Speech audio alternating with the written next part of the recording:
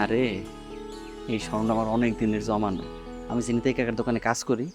স্বর্ণের কাজ করার সময় গুড়ি গুড়ি স্বর্ণের গুঁড়া পড়ে, ওগুলো নিচে পড়ে। আমি সেই ধুলা জমায় রাখতাম।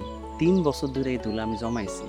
তারপর সেই ধুলা কয়লায় পুরাইয়া আমি সেন দিয়ে স্বর্ণ বাড়ি করছি। অনেক কষ্টের বানানো এই স্বর্ণ। এটা বানায়া আপনার লেগে চেইন বানাইছি।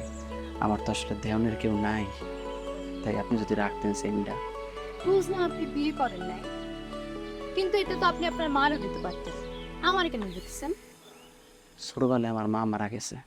মা মারা যাওয়ার পর আমার বাবাও মায়ের শোকে শোকে অনেক অসুখে ভুগছে। তারপর বাবাও মারা গেছে। আমি অনেক কষ্টে বড় হয়েছি। নিতে কাকে আমার বাপ, নিতে কাকে আমার মা। আমি না বুঝতে পারি নাই, আমি মনের অজান্তে আপনার কষ্ট দিয়ে ফেলছি।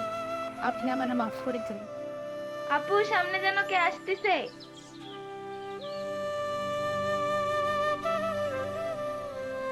আপনার টাকা দেওয়া লাগবে না, আপনি চিন্তা করেন না, আপনি যান।